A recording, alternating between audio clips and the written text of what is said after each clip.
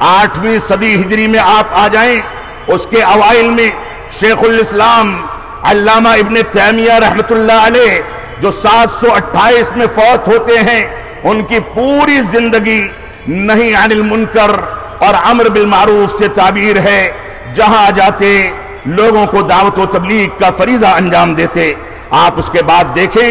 شیخ الاسلام کے تلامذہ جو شام اور مصر کے راستے سے ہندوستان آئے، اور ہندوستان آنے کے بعد شاہ محمد تغلق پر اثر انداز ہوئے، ان کے پاس حدیث کی کتابیں اونٹوں پر لاد کر کے لائی گئیں، اور ان کے شاگردوں نے ایک لمبا چوڑا سلسلہ ہندوستان کی اصلاح کے لیے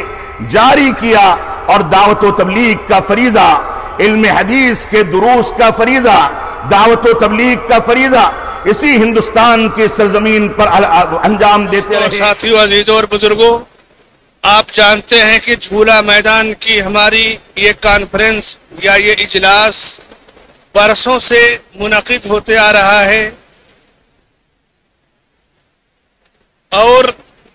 ملک کے عالم اسلام کے جمعیت و جماعت کے علماء کرام خطاب فرماتے آ رہے ہیں۔ ایک دور تھا کہ اس کانفرنس میں، اس میدان میں ہمارے سلف صالحین میں مولانا عبدالرؤف صاحب جھنڈا نگری، عبدالرب صاحب گیسری گوڑا، مولانا مختار احمد صاحب ندوی، مولانا عبدالحمید صاحب رحمانی اور کبار علماء تشریف لا کر خطاب فرمایا کرتے تھے۔ آج ان کی دوسری نسل تیار ہے۔ مولانا عبدالحمید رحمانی صاحب کے خلف الرشید بھی آپ سے خطاب فرمائیں گے۔ آج ضرورت محسوس ہو رہی ہے کہ پورے ملک میں توحید کی دعوت کو عام کیا جائے۔ اس جماعت کی بنیاد 2 چیزوں پر قائم ہے، رد شرک، رد بدعت،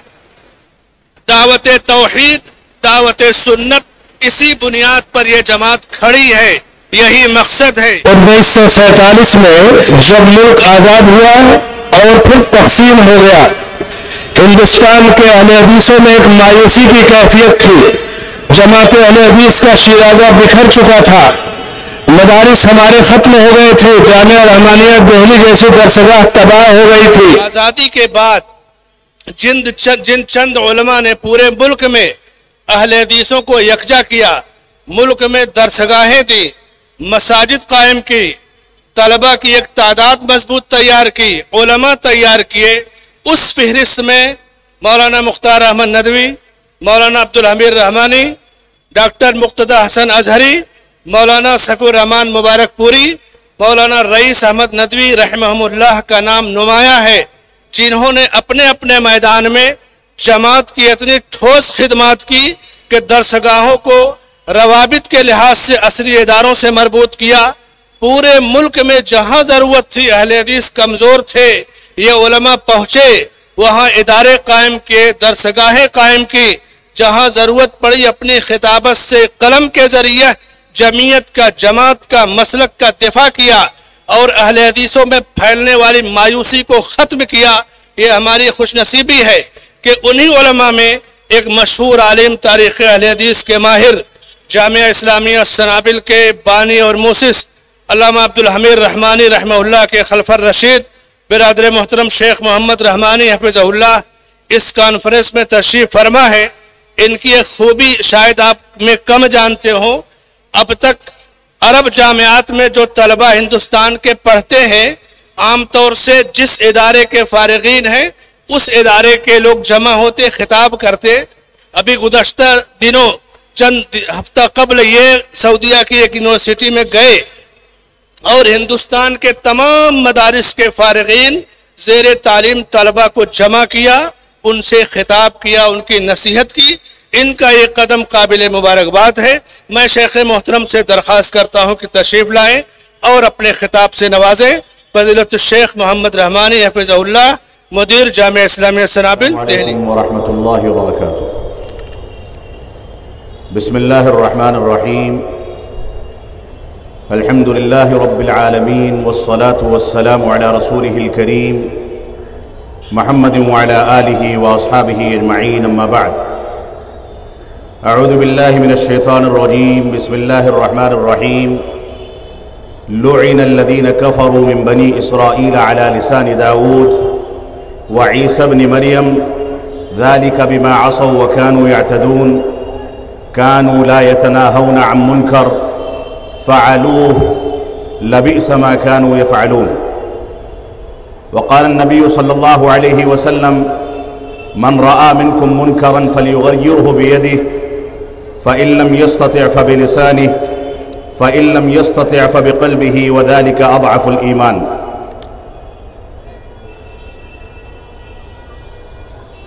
محترم جناب صدر اجلاس مولانا عبدالسلام صاحب سلفی حفظہ اللہ، جامع مسجد اہل حدیث مومن پورا کالا پانی کے ذمہ داران، جماعت اہل حدیث کے نوجوانوں، علماء ملت اسلامیہ اور خواتین اسلام، اس عظیم الشان کانفرنس کے لیے مجھ کو جس موضوع پر تھوڑی دیر گفتگو کرنے کا حکم دیا گیا ہے وہ موضوع ہے دین توحید کے تحفظ کے لیے شرک و بدعت کا رد لازم ہے۔ موضوع ایک تاریخی موضوع بھی ہے، ایک شرعی اور اصلاحی موضوع بھی ہے، اور یہ موضوع ایسا حساس موضوع ہے کہ موجودہ دور میں جہاں دعوت و تبلیغ کا فریضہ انجام دینے والے کہیں امر بالمعروف پر اکتفا کرتے ہیں اور کہیں وہ مصلحت پسندی اور صلح کلی کی پالیسی اختیار کر کے ایسی باتوں پر اکتفا کرتے ہیں کہ لوگوں کو برا نہ لگ جائے اور کسی انداز سے لوگوں کو تنقید کا موقع نہ مل جائے۔ یہ موجودہ دور جو فتنوں کا دور ہے، اس دور میں ہماری یہ ذمہ داری جہاں اس بات کی ہے کہ ہم لوگوں کو معروف کا حکم دیں، اعمال صالحہ کی تربیت دیں، قرآن و سنت کے مطابق چلنے کا ہنر اور طریقہ سکھائیں، وہیں ہماری یہ بھی ذمہ داری ہے کہ ہم نہی عن المنکر کا اہتمام کر کے ان چیزوں کی تردید کریں جن چیزوں کی بنیاد پر دین اسلام کی دعوت کمزور پڑتی ہے۔ جہاں توحید کی دعوت دی جائے وہیں لوگوں کو شرک سے ڈرایا جائے، جہاں سنت رسول کے مطابق لوگوں کو دین کی جانب بلایا جائے وہیں بدعات و خرافات سے ڈرا کر کے ان کو یہ بتایا جائے کہ قرآن و سنت پر عمل پیرا ہونا ایک بنیادی چیز ہے اور اس کی خلاف ورزی یہ اس کو کھوکھلا کرنے، معاشرے کو تباہ کرنے کا سامان ہوتی ہے، لہذا نہی عن المنکر کی ذمہ داری اختیار کرنا یہ بھی ہمارا بنیادی فریضہ ہے۔ اللہ رب العالمین نے توحید میں دو عناصر ہمارے سامنے رکھے ہیں، توحید میں اثبات و نفی دونوں چیزیں رکھی گئی۔ جہاں اس بات کا اقرار رکھا گیا کہ ہم اس بات کا اقرار اور اعلان کریں کہ اللہ رب العالمین کے علاوہ کوئی معبود حقیقی نہیں، وہیں اس بات کا اعلان بھی کیا جائے کہ اللہ رب العالمین کے علاوہ جن کو بھی پکارا جاتا ہے، جن کو بھی اس کی ربوبیت، الوہیت یا اسماء و صفات میں شریک کیا جاتا ہے ان کی تردید کرنا، ان کی دعوت و تبلیغ کی تردید کرنا، ان کے طرز عمل کو دنیا کے سامنے واضح کرنا تاکہ دنیا منفیات سے اور نفی پر مبنی چیزوں سے اپنے آپ کو بچا سکے۔ تو توحید بذات خود اس بات کی تعلیم ہے کہ ہم اللہ رب العالمین کے معبود حقیقی ہونے کا جہاں اقرار کریں وہیں غیر اللہ اور معبودان باطلہ میں جس کی بھی پرستش کی جاتی ہے، چاہے وہ درخت ہوں، پتھر کے پجاری اور دوسری چیزیں ہوں، ان ساری کی ساری چیزوں کی تردید بھی کی جائے۔ یہی صورتحال رسول اکرم صلی اللہ علیہ وسلم کی سنت اور آپ کے طریقے کے بارے میں اختیار کی جائے۔ آپ نے جو کچھ بتا دیا اس کے مطابق زندگی گزاری جائے، جن چیزوں سے روک دیا ان سے رکنے کی سعی کی جائے، اور لوگوں کو روکا جائے، تو اس بات و نفی یہ اسلام کے دو بنیادی عناصر ہیں۔ جب تک ان دونوں کو لے کر کے انسان نہیں چلے گا، جب تک دین کی دعوت مکمل نہیں ہو سکتی۔ آج کے پرفتن دور میں ہم یہ تو دعویٰ کر لیتے ہیں کہ ہم نے لوگوں کو مسجدوں سے جوڑ دیا، ہم یہ تو دعویٰ کر لیتے ہیں کہ ہم نے لوگوں کو توحید کی تعریف سے واقف کرا دیا، ہم یہ تو دعویٰ کر لیتے ہیں کہ ہم نے سنت رسول کا پیغام دوسروں تک پہنچا دیا، لیکن اس دعوے داری میں ہم کہاں تک سچے ثابت ہوتے ہیں کہ شرک کی تردید کریں، بدعات و خرافات کا پوسٹ مارٹم کریں اور سارے کے سارے خرافات کو دنیا کے سامنے قرآن و سنت کے دلائل کی روشنی میں واضح کریں۔ اللہ رب العالمین نے ارشاد فرمایا، لعن الذین کفروا من بنی اسرائیل علی لسان داؤد وعیسی ابن مریم، داؤد اور عیسیٰ علیہ السلام کی زبانی اللہ رب العالمین نے بنو اسرائیل پر، یہودیوں پر لعنت فرمائی۔ کیوں لعنت فرمائی؟ ذالک بما عصوا وکانوا یعتدون، کیونکہ وہ معصیت کرتے تھے، قرآن و سنت کے طریقے کو چھوڑ کر کے، اپنے انبیاء کی دعوت کے طریقے کو چھوڑ کر کے دوسرے طریقوں کو اختیار کر کے معصیت کو انجام دیتے تھے۔ اور اس کے بعد فرمایا وَكَانُوا يَعْتَدُونَ، وہ سرکشی کرتے تھے، حد سے تجاوز کرتے تھے، عقائد کے معاملات میں سرکشی کرتے تو شرک میں داخل ہو جاتے، بدعات و خرافات کو اختیار کرتے تو اپنے انبیاء کے طریقے کو چھوڑ کر کے اس کے خلاف بغاوت اور سرکشی کرتے۔ اللہ رب العالمین نے فرمایا یہ نافرمانی اور سرکشی کو انجام دیتے تھے، اس وجہ سے اللہ رب العالمین نے اپنے دو انبیاء کے ذریعے ان کے اوپر لعنت بھجوائی، اور لعنت کا عمل ان کے اوپر قیامت تک جاری رہے گا۔ اس کے بعد فرمایا کانوا لا یتناہون عن منکر فعلوہ، یہ منکرات سے لوگوں کو روکتے نہیں تھے، منکرات سے دور کرنے کی کوشش نہیں کرتے تھے، جو منکرات معاشرے میں پنپتے تھے ان منکرات کے خلاف آواز نہیں اٹھاتے تھے۔ فعلوہ، آواز اٹھانا تو دور کی بات ہے، بلکہ اس کو انجام دیتے تھے، اس کو انجام دیتے تھے، اس کی تنفیذ کرتے تھے، اس کو اپناتے تھے، لوگوں میں اس کی نشر و اشاعت کرتے تھے۔ اللہ رب العالمین نے اس بنیاد پر ان کے اس عمل کو ملعون عمل قرار دیا۔ آپ دیکھیں کہ اگر ہم دعوت و تبلیغ کے میدان میں شرک و بدعات کی قباحت کو، اس کی برائیوں کو، اس کی خرابیوں کو لوگوں کے سامنے بیان نہ کریں تو ایسی صورت میں اللہ رب العالمین نے اس کے بارے میں فرمایا کہ اس کی وجہ سے برائیاں جنم لیتی ہیں، خبائث و منکرات وجود میں آتے ہیں۔ اللہ رب العالمین کا فرمان ہے ان الذین یحبون ان تشیع الفاحشہ فی الذین آمنوا لہم عذاب علیم فی الدنیا والآخرہ۔ اللہ رب العالمین نے ارشاد فرمایا جو لوگ اس بات کو پسند کرتے ہیں کہ ایمان لانے والوں کو فحش کاری میں اور منکرات میں مبتلا کر دیں، اللہ رب العالمین نے ان کے لیے دردناک عذاب کی خوشخبری سنائی ہے، اور یہ عذاب صرف دنیا میں نہیں بلکہ آخرت میں بھی ان کے لیے ان کا مقدر کر دیا گیا۔ ہماری یہ ذمہ داری ہے کہ ہم قرآن و سنت کی پیروی کر کے جہاں امر بالمعروف کے فریضے کو انجام دیں، وہیں نہی عن المنکر کے فریضے کو انجام دے کر کے دعوت و تبلیغ کے ان دونوں پروں کو اور اس گاڑی کے اس دونوں پہیوں کو لے کر کے چلیں تاکہ ہمارا بیلنس بنا رہے۔ اللہ رب العالمین نے ایک دوسری جگہ ارشاد فرمایا، رسول اکرم صلی اللہ علیہ وسلم فرماتے ہیں، ابو داؤد کی صحیح روایت ہے کہ اللہ رب العالمین کا عذاب ایسے لوگوں کے لیے حلال ہو جاتا ہے جو منکرات کی تردید نہیں کرتے۔ اللہ کے نبی صلی اللہ علیہ وسلم فرماتے ہیں کسی بھی قوم میں کوئی انسان زندگی گزارتا ہو، وہ انسان اگر اس قوم کے اندر کی جانے والی برائیوں پر لوگوں کو نہ ٹوکے، ان کے اوپر تنقیدیں نہ کرے اور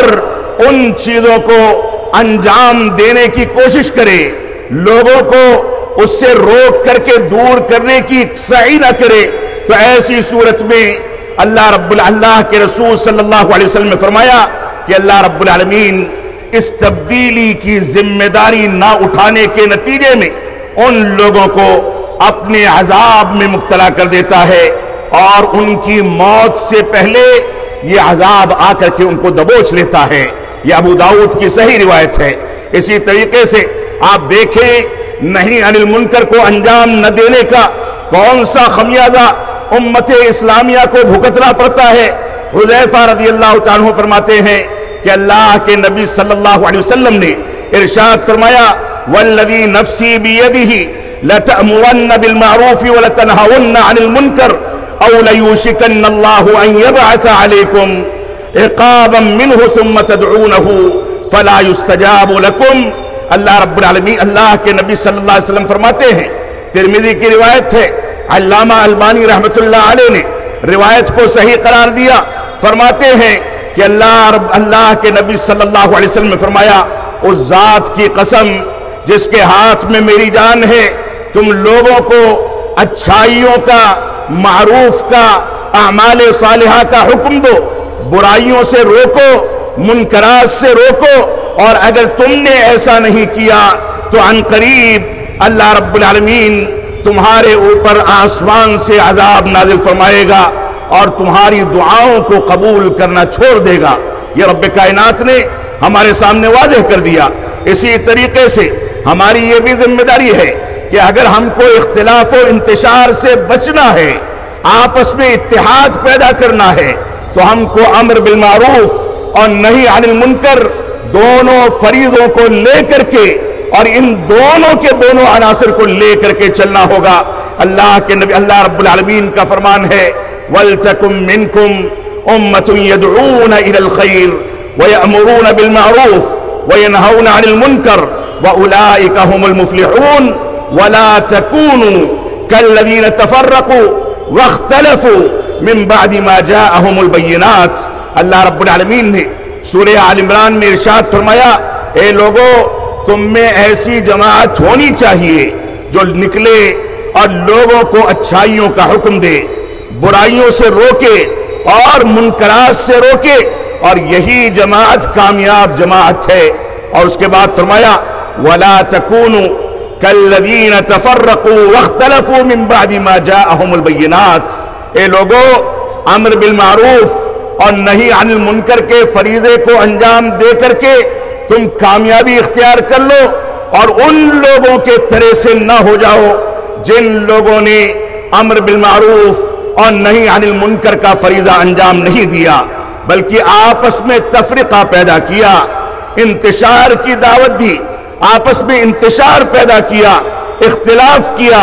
اور اس کے بعد کہ ان کے سامنے دلائل آ گئے پھر بھی انہوں نے اس سے عبرت نہیں پکڑی۔ تو امر بالمعروف اور نہی عن المنکر کے فریضے کو انجام نہ دینے والے یہ یہود و نصارہ ہیں، یہ کفار کا طریقہ ہے، یہ قرآن و سنت سے دوری کا طریقہ ہے۔ ہماری ذمہ داری ہے کہ ہم اس طریقے کو اسی طریقے پر اپنائیں جو طریقہ صحابہ کرام نے اور رسول اکرم صلی اللہ علیہ وسلم نے اپنایا تھا۔ آپ دیکھیں کہ اگر ہم نہی عن المنکر کو چھوڑ دیں تو دشمن ہمارے اوپر مسلط ہو جاتا ہے، آپ کی دعائیں قبول نہیں ہوتی، اقتصادی لحاظ سے ہمارے اوپر آزمائشیں آتی ہیں، ہم کو شہوات اور دنیا داری میں مبتلا کر کے تباہ و برباد کر دیا جاتا ہے۔ اسی طریقے سے مختلف دنیا کے خطوں کے اندر ہم کو مغلوب کر کے اور ہمارے دشمنوں کو ہمارے اوپر مسلط کر دیا جاتا ہے۔ ہماری یہ ذمہ داری ہے کہ ہم امر بالمعروف اور نہی عن المنکر کے اس فریضے کو انجام دے کر کے ویسی ہی زندگی گزاریں جیسی زندگی قرآن و سنت میں گزارنے کا حکم دیا گیا۔ آپ دیکھیں شیخ الاسلام علامہ ابن تیمیہ رحمت اللہ علیہ فرماتے ہیں کہ ان اصل الدین هو الامر بالمعروف والنہی عن المنکر وراس المعروف هو التوحید وراس المنکر هو الشرک۔ فرماتے ہیں شیخ الاسلام علامہ ابن تیمیہ رحمت اللہ علیہ کہ دین کی اصل یہی ہے کہ انسان معروف کا حکم دے، اچھائیوں کا حکم دے، منکرات سے روکے، اور معروف اور اچھائیوں کا جو سردار ہے، اس کا جو سر ہے یہ توحید ہے، اور منکرات کا جو داروغہ ہے، جو منکرات کی بنیاد ہے، یہ شرک ہے۔ انسان توحید کو اپنائے تو معروف پر ثابت قدمی عطا ہوگی، انسان توحید کو اپنائے تو اعمال صالحہ کو انجام دینے کی توفیق ملے گی، اور شرک و بدعات سے توبہ کرے گا تو ثابت قدمی کی زندگی گزارے گا۔ اور شیخ الاسلام علامہ ابن تیمیہ رحمۃ اللہ علیہ ایک دوسرے مقام پر فرماتے ہیں وَكُلَّمَا كَانَ الرَّجُلُ أَتْبَعُ لِمُحَمَّدٍ صلی اللہ علیہ وسلم، کہ انسان رسول اکرم صلی اللہ علیہ وسلم کی جتنی زیادہ پیروی کرتا ہے اتنا زیادہ وہ رسول اکرم صلی اللہ علیہ وسلم کا پیروکار بنتا ہے، مطیع و فرمانبردار بنتا ہے، اور انسان اتباع رسول میں جتنی زیادہ غفلت کرے گا وہ توحید سے اتنا دور ہوتا چلا جائے گا۔ اور یہی وجہ ہے کہ امام العصر محدث عصر علامہ البانی رحمۃ اللہ علیہ فرماتے ہیں، کہتے ہیں کما انہ لا معبود بحق الا اللہ فکذالک لا متبوع بحق الا رسول اللہ صلی اللہ علیہ وسلم۔ فرمایا جیسے اللہ رب العالمین کے علاوہ کوئی معبود حقیقی نہیں، ویسے ہی رسول اکرم صلی اللہ علیہ وسلم کے علاوہ کوئی متبوع نہیں ہو سکتا۔ اگر اطاعت کی جائے گی تو پیارے حبیب جناب محمد الرسول اللہ صلی اللہ علیہ وسلم کی جائے گی، اگر پیروی کی جائے گی تو اللہ کے نبی صلی اللہ علیہ وسلم کے سنت کی جائے گی، اگر پیروی اور اتباع کی جائے گی تو رسول اکرم صلی اللہ علیہ وسلم کے طریقے کی جائے گی۔ یہی وجہ ہے کہ امام مالک رحمۃ اللہ علیہ نے فرمایا تھا من ابتدع فی الاسلام بدعۃ یراها حسنۃ فقد زعم ان الرسول صلی اللہ علیہ وسلم قد خان۔ اے لوگوں سن لو، جس نے دین کے نام پر کوئی نئی بات ایجاد کی اور اس کو ثواب کی نیت سے اور نیکی کی نیت سے انجام دیا تو گویا اس نے یہ اتہام عائد کیا کہ اللہ کے نبی صلی اللہ علیہ وسلم نے خیانت فرمائی ہے۔ کیوں؟ کیونکہ اللہ رب العالمین نے فرما دیا اليوم اکملت لکم دینکم واتممت علیکم نعمتی ورضیت لکم الاسلام دینا، کہ ہم نے آج اپنے دین کو مکمل کر دیا، اپنے نعمت اسلام کی تکمیل کر دی۔ اس آیت کریمہ کے نزول کے بعد جب کوئی چیز دین نہیں ہو سکتی تو نئی ایجاد کی گئی بدعت کو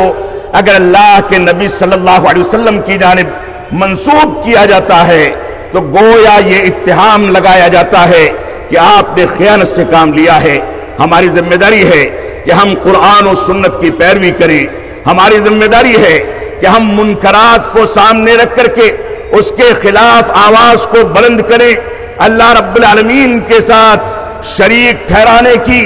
جتنی بھی قسمیں معاشرے میں پائی جاتی ہیں ان کے خلاف دعوت و تبلیغ کا جہاد بلند کیا جائے۔ بدعات و خرافات کے خلاف سارے لوگ یکجٹ ہو کر کے قرآن و سنت اور منہج سلف کی روشنی میں علم جہاد بلند کریں۔ عقائد کے فساد میں چاہے مرجیہ کا عقیدہ ہو، باطنیہ کا عقیدہ ہو، اسی طرح سے خوارج کا عقیدہ ہو، صحابہ کرام پر طعن و تشنیع کرنے والے کے فلسفے ہوں، ان کے عقائد ہوں، تقلید شخصی کا معاملہ ہو، جو بھی نئی نئی چیزیں آئے دن ایجاد کی جاتی ہیں یہ چیزیں ہوں، ان چیزوں کو کسی بھی صورت میں برداشت نہیں کیا جا سکتا ہے۔ ہماری ذمہ داری ہے کہ ان عقائد کے خلاف آواز اٹھاتے رہیں، نہی عن المنکر کے فریضے کو انجام دیتے رہیں۔ ہماری ذمہ داری ہے کہ حرام خوری کے خلاف لوگوں کو بتائیں، ان کو حلال خوری پر آمادہ کریں، لوگوں کو بتائیں کہ اسلام نے رشوت کو، سود خوری کو، نشہ آور چیزوں کو، بیڑی سگریٹ کو، داڑھی کو موڑنے کو اور اسی طریقے سے تمام غیر اسلامی امور جو امور اسلامی تعلیمات سے ٹکراتے ہیں ان چیزوں کو اسلام نے ان سے ہم کو روکا ہے۔ ہم ان کے خلاف کھڑے ہوں، دھوکہ دھڑی کے خلاف کھڑے ہوں، مال و دولت کے غبن اور کرپشن کے خلاف کھڑے ہوں۔ ہماری ذمہ داری ہے کہ ہم زمینوں کے سلسلے میں لوگوں نے جو بے راہ روی اختیار کر رکھی ہے اس کے خلاف کھڑے ہوں۔ جھوٹ بولا جائے تو اس کے خلاف کھڑے ہوں، گالی گلوچ کیا جائے تو لوگوں کی زبان کی اصلاح کی ذمہ داری نبھائی جائے، چغل خوری اور غیبت کی جائے، بغاوت کی جائے، بغاوتیں کر کے دھڑے بنائے جائیں تو ان کے خلاف کھڑے ہو کر کے لوگوں کے سامنے اصلاح کی ذمہ داری کو نبھائیں۔ مسجدیں ویران پڑی ہوں تو مسجدوں کو آباد کرنے کی سعی کی جائے، درگاہوں پر لوگ جا کر کے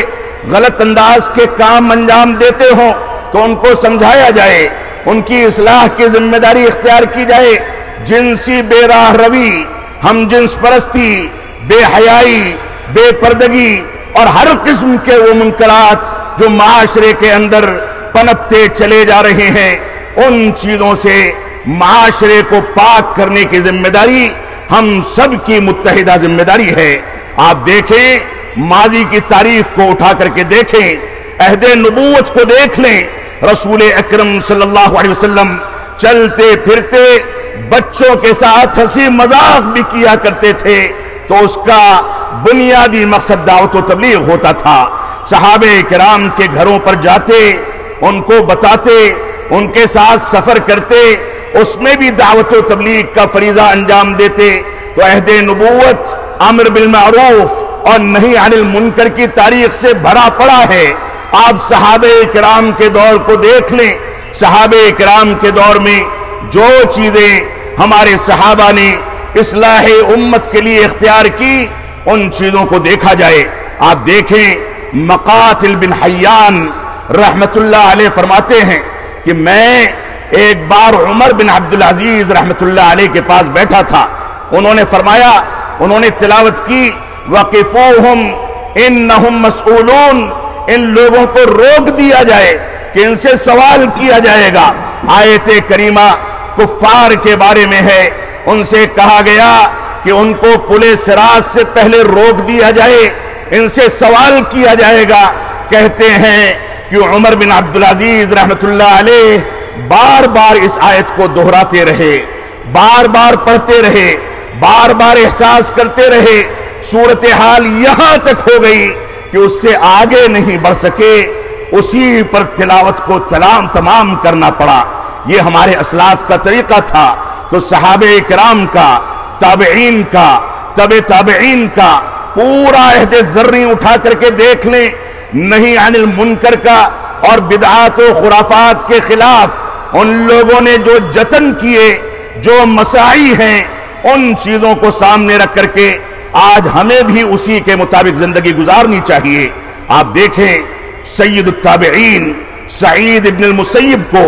جو 94 ہجری میں فوت ہوتے ہیں، ان کو کوڑوں کی سزا سنائی گئی، کوڑے مارے گئے، لیکن امر بالمعروف اور نہی عن المنکر سے ایک قدم بھی پیچھے نہ ہٹے۔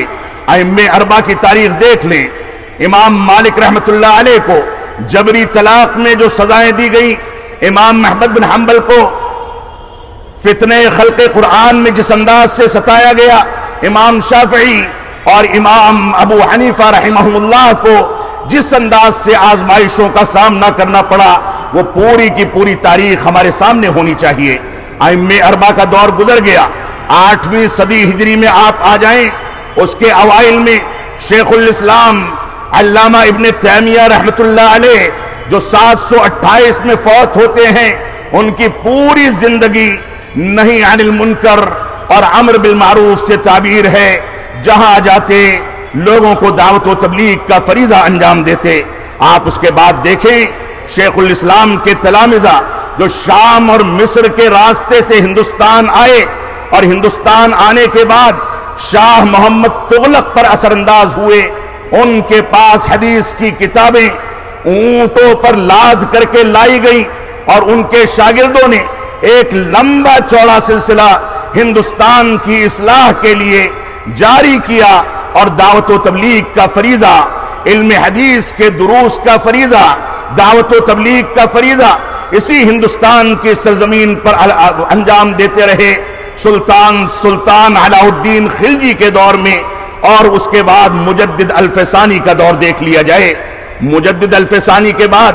شاہ اسماعیل کا دور دیکھ لیں, ولی اللہ محدث دہلوی رحمت اللہ علیہ کا دور دیکھ لیں. اس کے بعد آئیے میاں نذیر حسین محدث دہلوی رحمت اللہ علیہ جو 12ویں صدی کے مجدد گزرے ہیں, جن کے ہاتھ پر 22 لاکھ لوگ اہل حدیث ہوئے. دہلی کی سرزمین پر ایک چھوٹی سی مسجد سے بیٹھ کر کے علم حدیث اور دعوت و تبلیغ کا فریضہ انجام دیتے رہے. اس کے بعد کے ادوار میں نواب صدیق حسن خاں بھوپالی اور قنوجی کو دیکھ لیں, جنہوں نے 1307 میں وفات پائی. 12ویں صدی ہجری میں انہوں نے بھی یہ فریضہ انجام دیا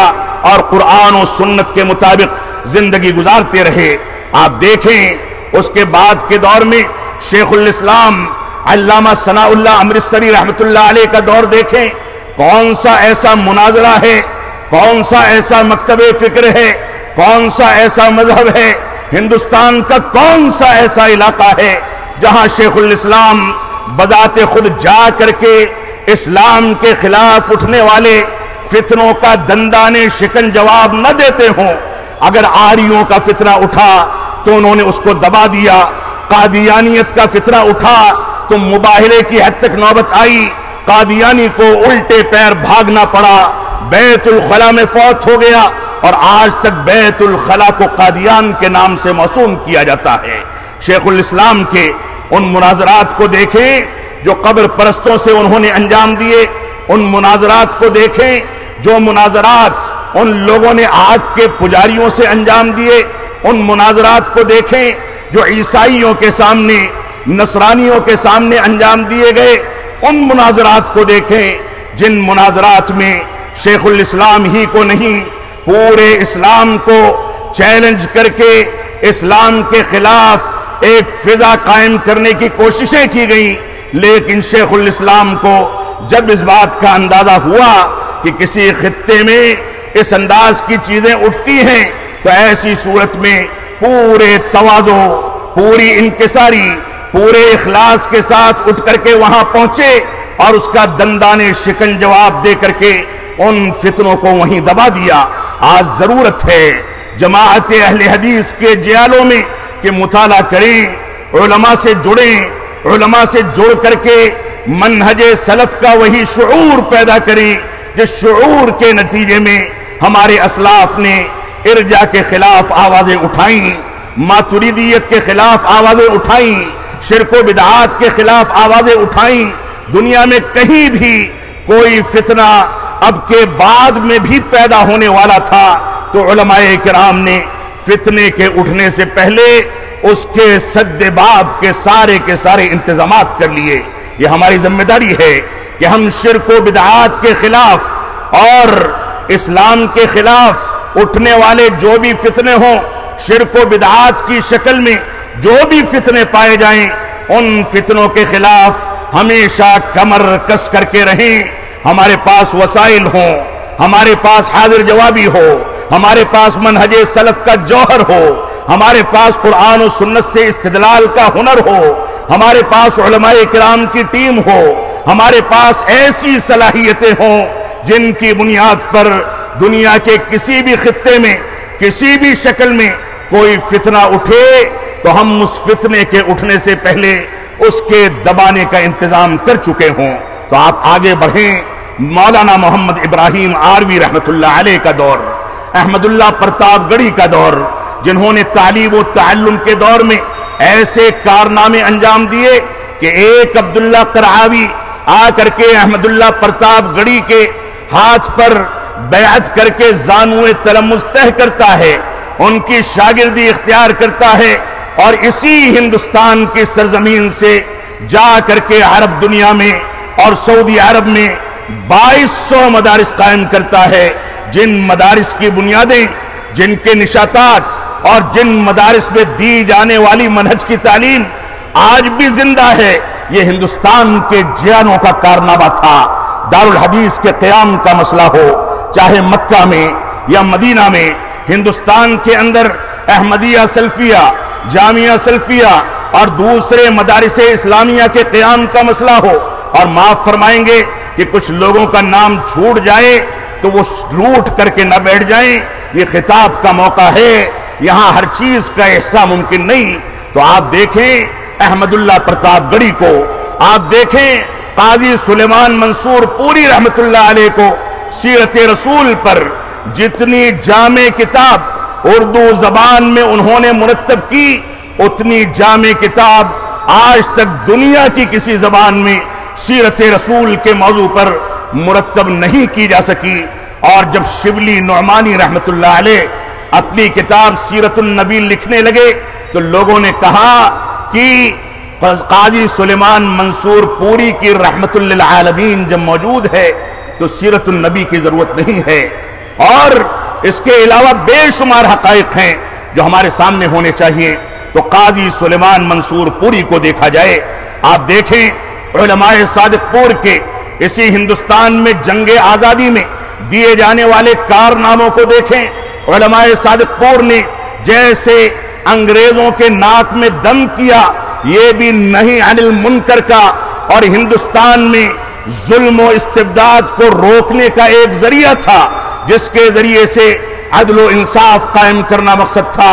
صورتحال یہ تھی کہ ان لوگوں کو چھوٹی چھوٹی کوٹریوں میں قید کیا جاتا تھا اور تکلیف کی زندگی گزارتے تھے. علماء صادق پور کی تاریخ کو پڑھا جائے, علماء مبارک پور کو دیکھا جائے, ہریانہ اور راجستھان کے علماء کو دیکھا جائے, دہلی کے علماء کو دیکھا جائے, پنجاب کے علماء کا مطالعہ کیا جائے, علماء بستی و گونڈا کا مطالعہ کیا جائے, مہاراشٹر کے علماء کو, جنوبی ہند کے دوسرے خطے کے علماء کو دیکھا جائے. اب سے ماضی میں ہمارے علماء نے ہر چیز برداشت کر لی. ان کے یہاں کوئی کوتاہی ہو سکتی تھی, کوئی کمی ہو سکتی تھی, لیکن منہج کے اوپر دعوت و تبلیغ کے میدان میں کوئی آنچ آ جائے یہ علماء برداشت نہیں کر سکتے تھے. آج ہماری ذمہ داری ہے کہ ہم اسی منہجی غیرت کو اپنے ذہن و دماغ میں پیدا کریں. یہ دور جو دکھاوے کا دور ہے, یہ دور جو شہرت پسندی کا دور ہے, یہ دور جو ٹی آر پی کا دور ہے, یہ دور جو اپنے ہی ویڈیوز پر ویوز چیک کرنے کا دور ہے, یہ دور اخلاص سے دور کا دور ہے. ہماری یہ ذمہ داری ہے کہ ہم اخلاص کو سامنے رکھیں. اخلاص کے ساتھ جب دعوت دی جاتی ہے تو کوئی البانی پیدا ہوتا ہے, بند کمرے میں بیٹھ کر کے جو کارنامے انجام دیتا ہے, کوئی عالم دین اس کے کارناموں سے استفادہ کیے بغیر ایک قدم آگے نہیں بڑھ سکتا. کوئی ابن باز پیدا ہوتا ہے, بند کمرے میں بیٹھ کر کے بینائی سے محروم ہے, نابینا ہے, لیکن اس کے باوجود ایک پورے کے پورے ملک کو توحید و سنت کی بنیادوں پر جس انداز سے لا کر کے اس شخصیت نے کھڑا کیا وہ اپنی تاریخ ایک ہے. آپ ابن عثیمین کو پڑھیں, آپ مقبل بن ہادی وادعی کو پڑھیں, موجودہ دور کے ان علماء کو پڑھیں جن علماء کرام نے اسی ہندوستان کی سرزمین پر مدارس اسلامیہ کا جال بچھا دیا. مدارس اسلامیہ میں ان غریب و نادار بچوں کو لا کر کے زیور تعلیم سے آراستہ کیا جن کے پاس نہ کھانے کا سامان تھا, نہ پینے کا پانی تھا, اور نہ رہنے سہنے اور زندگی گزارنے کے وسائل تھے. یہ سارا کا سارا بکھیڑا اور یہ ساری کی ساری کوششیں اسی دعوت و تبلیغ کے میدان, امر بالمعروف اور نہی عن المنکر کے فریضے کو انجام دینے کے لیے ان لوگوں نے انجام دی. ان کو نہ صبح کا پتہ ہوتا تھا, نہ شام کا پتہ ہوتا تھا, نہ کھانے پینے کی پرواہ ہوتی تھی, نہ اوڑھنے پہننے کا بستر اور بچھونا اور کپڑا ہوتا تھا. لیکن ان کے سامنے جو ہدف ہوتا تھا وہ ہدف یہ ہوتا تھا کہ ہمارے یہ جیالے کیسے تعلیم حاصل کر کے قرآن و سنت کے متوالے بن جائیں, منہج سلف کے سپاہی بن جائیں اور اس کے مطابق زندگی کو گزار کر کے اپنے علاقے میں جائیں تو قرآن و سنت کے مطابق زندگی گزاریں. تو امر بالمعروف اور نہی عن المنکر کی سلسلے میں اگر آپ قرآن و سنت کی پوری داستان کو دیکھیں, دلائل کا مطالعہ کریں, تو قرآن و سنت کے دلائل اس سے بھرے پڑے ہیں کہ ہم قرآن و سنت کے دلائل کے مطابق زندگی گزاریں. اگر بدعات و خرافات کا پوسٹ مارٹم کرنا ہم نے چھوڑ دیا، اگر منکرات کے خلاف ہم نے آوازیں اٹھانا چھوڑ دی، تو اس بات کو سمجھ لیں کہ اصلاح امت کی ذمہ داری اٹھانے والے اپنے دین میں خائن ثابت ہوں گے۔ اگر ہم نے اس ذمہ داری کو چھوڑ دیا تو اس بات کو سمجھ لیں کہ اگر آپ نے کسی کو کسی ایک اچھے کام پر آمادہ کیا ہے اور کوئی شیطان کا پیروکار اس کو ایک سے کم ہی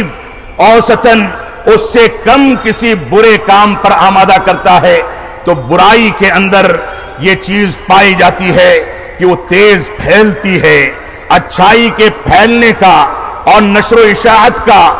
جو اس کی رفتار ہوتی ہے وہ دھیمی ہوتی ہے۔ ہماری یہ ذمہ داری ہے کہ ہم جہاں لوگوں کو مسجدوں سے جوڑیں، یہ بتائیں کہ ماں باپ کا مقام کیا ہے، یہ بتائیں کہ شادی بیاہ کے اسلامی آداب کیا ہیں، یہ بتائیں کہ سفر کے آداب کیا ہیں، یہ بتائیں کہ ہم کو سونا کیسے ہے،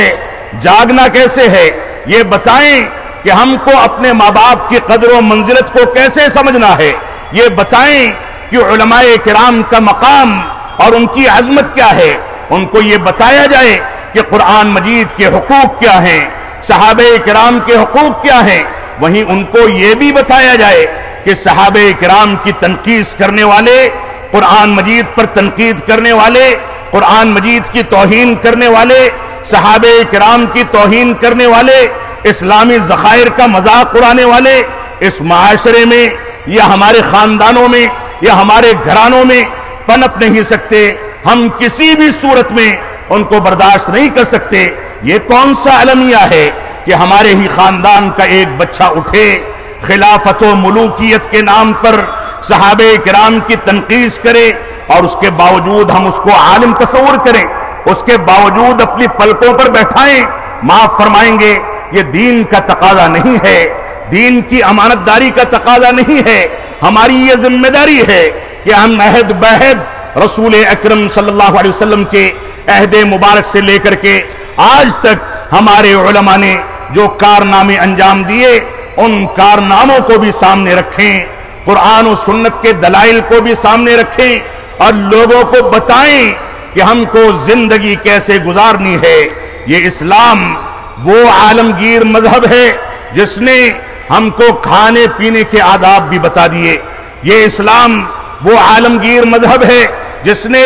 ہم کو یہاں تک سکھایا کہ پیڑ پودوں کے حقوق کیا ہوتے ہیں، یہاں تک بتایا کہ جانوروں کے حقوق کیا ہیں۔ یہ اسلام یہ ایسا عالمگیر مذہب ہے جس نے یہاں تک بتایا کہ راستے پر چلنے کے آداب کیا ہوتے ہیں۔ اس اسلام نے ہم کو یہاں تک تعلیم دی کہ اگر کوئی جاری نہر پر بیٹھا ہے تو وہاں بھی پانی کی فضول خرچی اور پانی کے اسراف سے کام نہ لے بلکہ پانی کی بچت کر کے چلے۔ یہ اسلام وہ عالمگیر مذہب ہے جو دنیا میں امن و سلامتی قائم کرنے کے لیے آیا۔ یہ اسلام وہ عالمگیر مذہب ہے جو دنیا سے منکرات کو اور برائیوں کو مٹانے کے لیے آیا۔ یہ اسلام وہ عالمگیر مذہب ہے جس عالمگیر مذہب کو اپنانے والے ہر دور میں عزت و وقار کی زندگی گزارتے ہیں۔ قرآن و سنت پر عمل پیرا ہونے اور منہج سلف کے مطابق چلنے کے نتیجے میں ان کی زندگی میں کامیابیاں ہوتی ہیں، ان کی آخرت کے بارے میں کامیابیوں کی امیدیں ہوتی ہیں۔ اللہ رب العالمین ہم سب کو اس بات کی توفیق عطا فرمائے کہ ہم سیرت رسول کے پاٹھ کو پڑھیں، سنت رسول کے درس کو پڑھیں۔ اللہ رب العالمین ہم کو اس بات کی توفیق عطا فرمائے کہ ہم منہج سلف کے مطابق زندگی گزاریں۔ رب کائنات ہم کو اس بات کی توفیق عطا فرمائے کہ ہم اپنے بڑوں کا احترام کریں، شادی بیاہ کی فضول خرچی سے بچیں۔ اللہ رب العالمین ہم کو اس بات کی توفیق عطا فرمائے کہ ہم شیطانی ہتھ کنڈوں سے بچیں۔ اللہ رب العالمین ہم کو اس بات کی توفیق عطا فرمائے کہ ہم یا ایھا الذین آمنوا ادخلوا فی السلم کافہ ولا تتبعوا خطوات الشیطان، کہ اے ایمان والو اسلام میں مکمل طریقے سے داخل ہو جاؤ اور شیطان کی پیروی نہ کرو، کیونکہ یہ شیطان تمہارا کھلا دشمن ہے۔ لہذا اسلام میں مکمل داخل ہونے کے لیے جہاں توحید کے تقاضوں کو سمجھنا ہے وہیں شرک کی تردید کرنی ہے۔ اسلام میں مکمل طریقے سے داخل ہونے کے لیے جہاں سنت رسول کے حقائق کو سمجھنا ہے وہیں بدعات و خرافات کی تردید یہ ہماری ذمہ داری ہے۔ اسلام میں مکمل طریقے سے داخل ہونے کے لیے جہاں ہمیں اسلامی زندگی کے پورے عناصر کو اختیار کرنا ہے وہیں ہماری یہ بھی ذمہ داری ہے کہ شیطانی ہتھ کنڈوں سے اپنے آپ کو بچائیں۔ اللہ رب العالمین کا سورۃ الرعد کے اندر فرمان ہے ان اللہ لا یغیر ما بقوم حتی یغیروا ما بانفسہم واذا اراد اللہ بقوم سوءا فلا مرد له وما لهم من دون اللہ من وال، کہ اللہ رب العالمین بھی کسی قوم کی صورتحال اور ان کے احوال کو اس وقت تک نہیں بدلتا جب تک وہ قوم بذات خود اپنے اندر تبدیلی کی ذمہ داری نہ اٹھا لے۔ اور لوگوں سن لو کہ اگر اللہ رب العالمین کسی کے ساتھ برائی کا ارادہ کر لے، کسی کے اوپر عذاب کے نزول کا ارادہ کر لے تو وہ جب چاہے اسی بمبئی کی سرزمین پر اسی سمندر کو پلٹ کر کے سونامی لا سکتا ہے، وہ جب چاہے سیلاب میں ڈبا کر کے لوگوں کو تباہ و برباد کر سکتا ہے، وہ جب چاہے زلزلوں کے ذریعے زمین کے نیچے کی تہ کو اوپر اور اوپر کی تہ کو نیچے کر سکتا ہے۔ اس وجہ سے ہماری یہ ذمہ داری ہے کہ ہم رب کائنات کی اس قدرت سے، اس کے اس عذاب سے ڈر کر کے زندگی گزاریں۔ اگر رب کائنات نے ہمارے ساتھ ہمارے بدعمالیوں کے نتیجے میں کسی برائی کا ارادہ کر لیا تو رب کائنات کے علاوہ اس برائی کو ٹالنے والا کوئی نہیں ہو سکتا۔ اللہ رب العالمین ہم کو ان چیزوں پر غور و تدبر کرنے کی توفیق عطا فرمائے۔ اللہ رب العالمین صوبائی جمعیت اہل حدیث ممبئی اور کالا پانی کی جامع مسجد اہل حدیث کے ذمہ داران کو جزائے خیر عطا فرمائے کہ انہوں نے اس پروگرام کا انعقاد کر کے لوگوں کے سامنے دعوت و تبلیغ کے بیداری کے امکانات پیدا کیے۔ ہم جب تک جئیں تب تک اسلام پر جئیں، جب ہمارا خاتمہ ہو تو ایمان پر ہو۔ وصلی اللہ علی نبینا محمد وعلی آلہ وصحبہ وسلم، والسلام علیکم ورحمۃ اللہ وبرکاتہ۔